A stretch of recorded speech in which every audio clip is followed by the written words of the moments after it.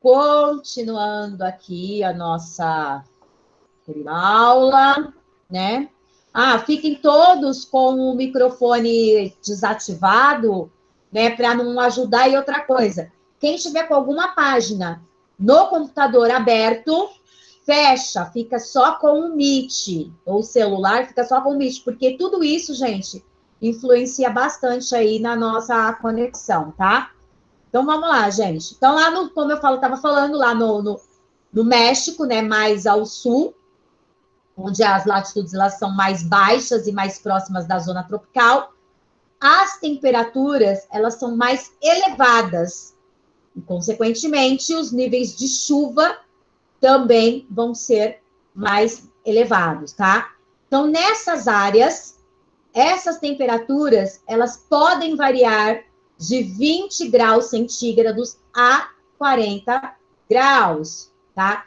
Nicole, não tem página porque eu tô no segundo livro já e vocês ainda não têm o segundo livro, tá? Então, eu tô entrando no segundo livro já e tem que aguardar quando vocês tiverem o segundo livro. Então, gente, essas latitudes, elas elevadas, elas provocam grandes variações de temperatura ao longo das estações do ano, tá? Isso ocorre tanto de dia como à noite, porque é aquela tal situação. À noite, muito frio nesses lugares, tá? E no período do dia é muito calor, tá? Isso é uma característica, tá, gente? Isso é uma característica desses locais, tá? Então, tem essa discrepância, tá? Bom, escreve para mim aí no chat dúvidas em relação a isso. Dúvidas? Hello, peoples. Ok, então tá. Vamos lá. Bom, com essa relação que a gente tem aí de temperatura, né? No sul da América do Norte, é possível que nós encontremos condições climáticas tipicamente tropicais, tá? Responsáveis, então, por essas temperaturas mais elevadas e maiores quantidades de chuva. Por quê? Porque há uma predominância de floresta tropical, tá? Outra característica importante que a gente tem em relação à variedade climática dessa região é a diversidade da fauna, né? Então, eu tenho aí nessa região áreas com climas mais frio ao norte, né? E é possível encontrar até urso polares, focas, renas e alces, tá? Por quê?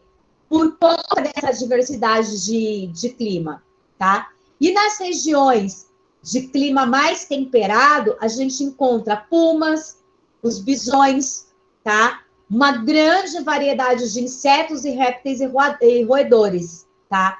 Então, no clima e na floresta tropical no sul da América do Norte, é possível encontrar macacos, aves, cobras, esquilos, uma variedade maior de animais e espécies de plantas,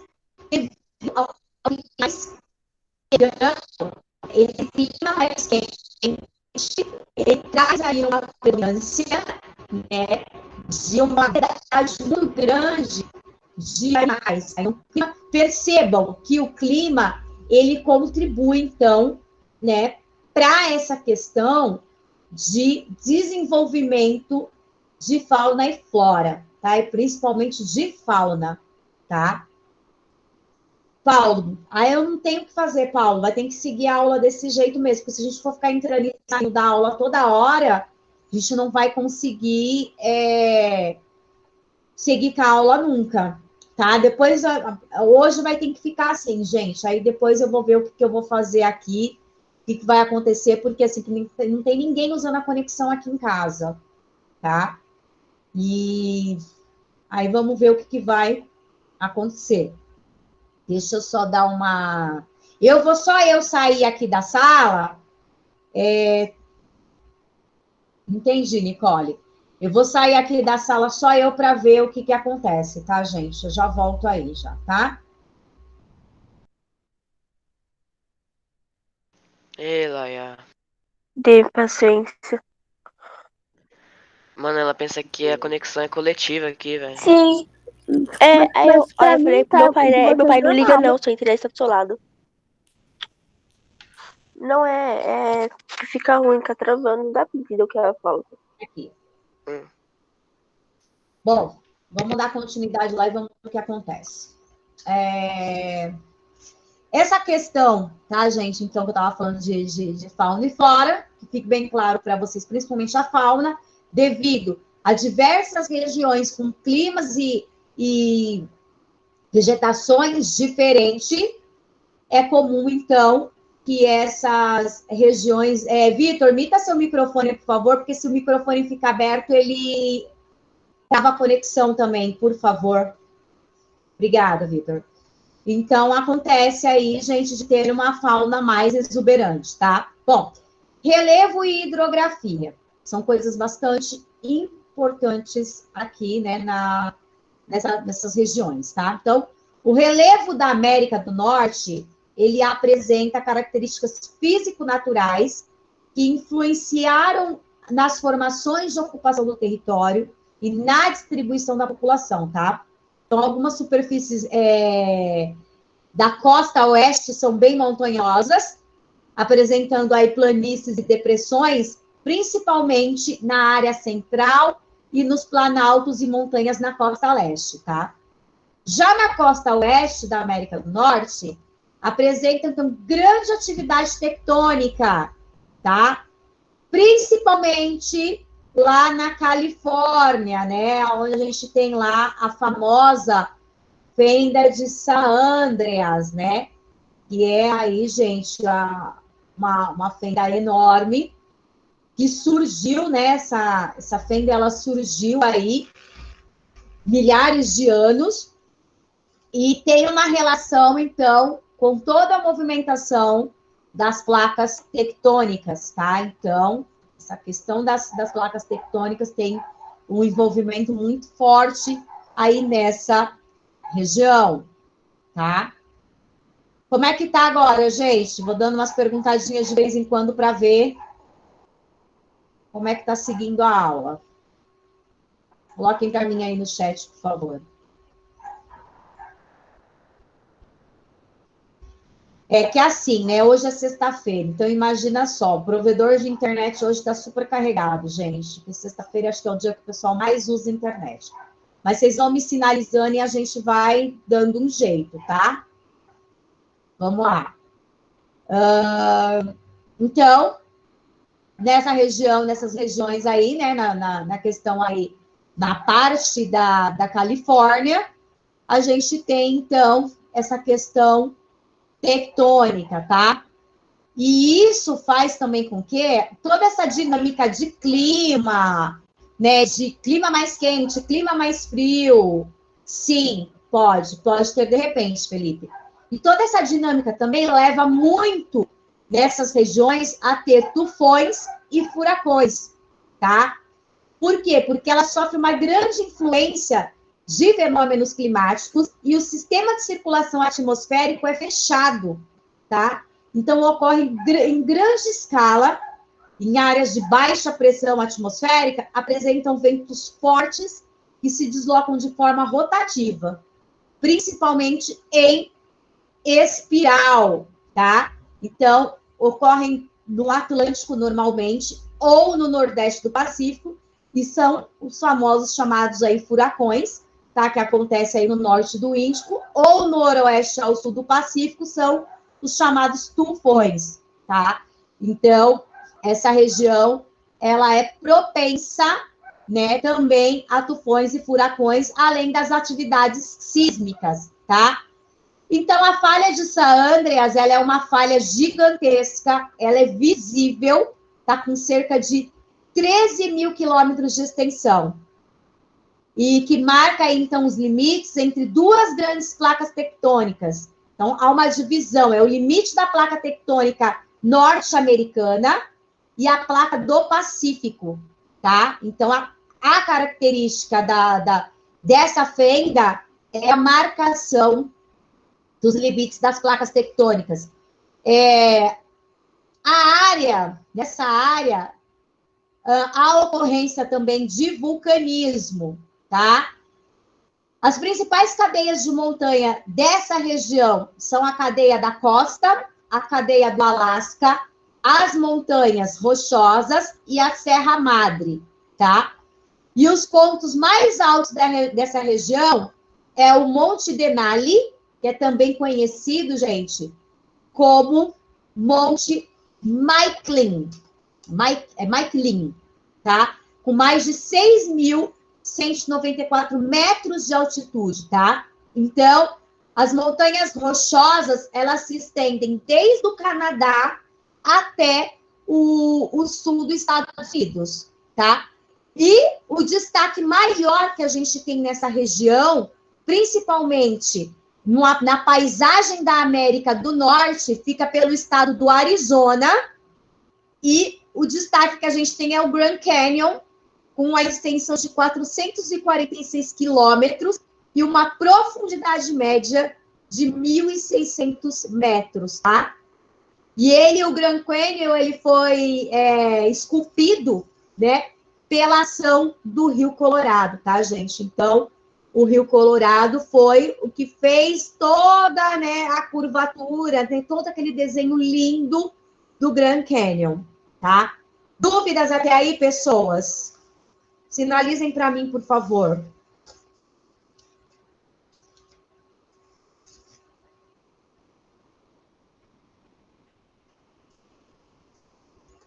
Tá? Ninguém tem dúvida, então eu posso prosseguir a aula, né? Prometo para vocês que na próxima aula eu vou dar um jeito de melhorar aí essa questão aí dos travamentos, tá? Não sei se é que eu estou usando o celular, talvez o celular ele trave demais. Agora está travando até para mim aqui, gente. Espera só um pouquinho.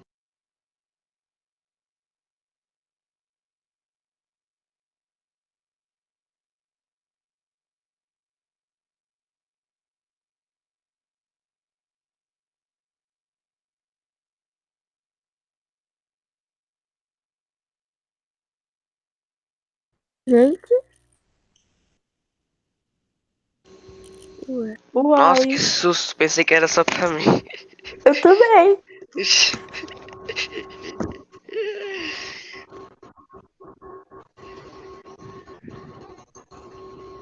Vê, pessoal, se deu uma melhoradinha. Eu vou prosseguir, vocês estão falando se melhoraram, tá?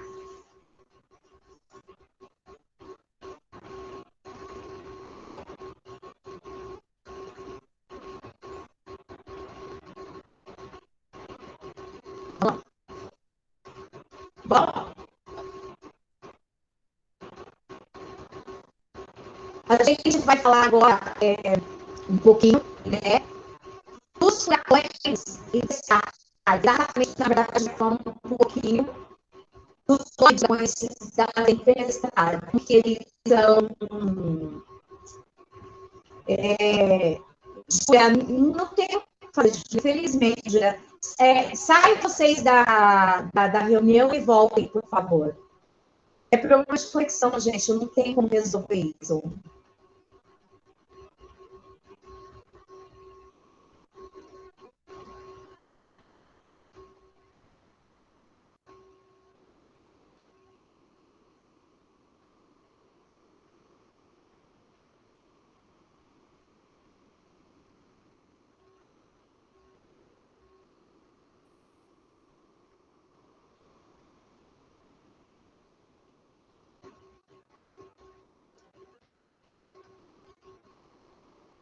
Vamos ver se a gente se melhorou um pouquinho, tá, gente? Eu vou sair também para poder voltar. Só um minutinho.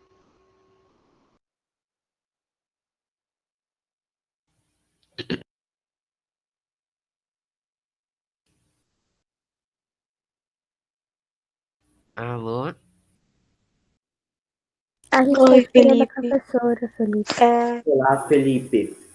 Ela já entrou. Ó, mude os microfones todo mundo, por favor.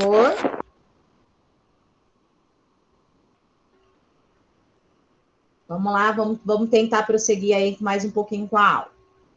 Bom, então, as tempestades tropicais e os furacões, por um exemplo, o furacão Sandy, né, que devastou aí a costa leste dos Estados Unidos, os nomes, eles não são dados aleatoriamente, tá? Bom, uma tempestade, ela pode demorar uma semana ou mais e ocorrer simultaneamente. Portanto, os nomes reduzem a confusão sobre a qual a tempestade está sendo descrita, tá? Então, segundo o site do Centro Nacional de Furacões dos Estados Unidos, de acordo com essa agência, os nomes próprios, né, começaram a ser feitos por um meteorologista lá na Austrália, no começo do século XX.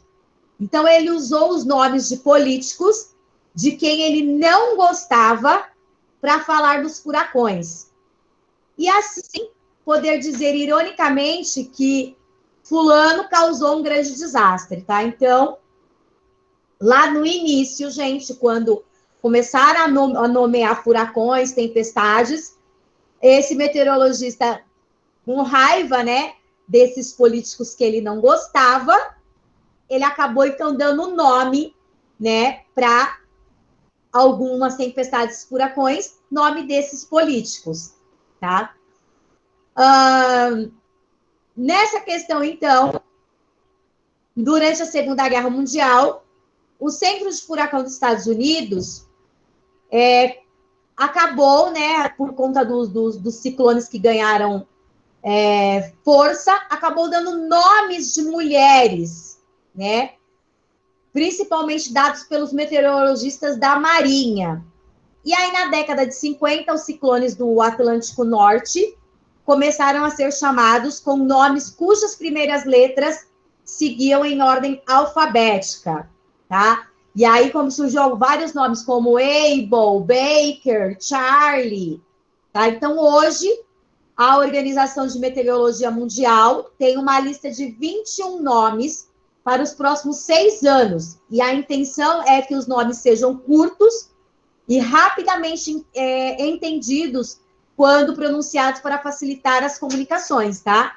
Então, os nomes dos furacões que causam muitas mortes e estragos, como Katrina, entram para uma lista de aposentados e não são mais usados, para não causar confusão com outros fenômenos históricos, tá? Então, o que eles querem dizer? Que os nomes dos furacões, né, eles não se repetem, gente, tá?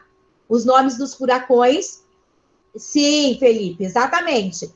Então, assim, os nomes dos furacões, eles não se repetem, tá? Eles, aquele que usou o nome daquele furacão, isso aí já vai para uma lista de aposentadoria. E aí, novos nomes vão surgindo, tá? Dúvidas até aí, gente? Entenderam por que os furacões têm nome de pessoas?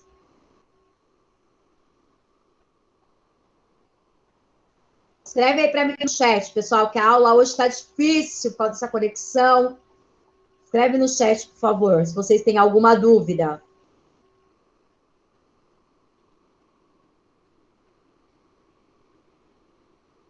Qual a dúvida? Vocês estão escrevendo sim. Qual é a dúvida? Mais aí, Júlio. Qual a dúvida?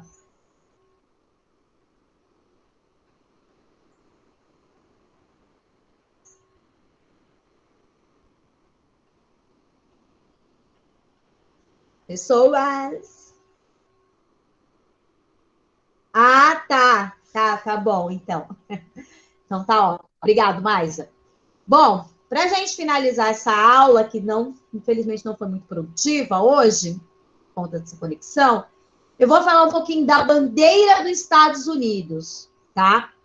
Então, lá na bandeira dos Estados Unidos, as listras em branco e vermelho, elas representam as 13 colônias que deram origem ao território do país e as 50 estrelas que representam o estado que formam atualmente os Estados Unidos da América, tá? Então, as listas são as 13 colônias que contribuíram para a formação, né, dos Estados Unidos, e as 50 estrelas, porque tem 50 estrelas lá na bandeira, as 50 estrelas, elas representam os estados que formam atualmente os Estados Unidos, tá?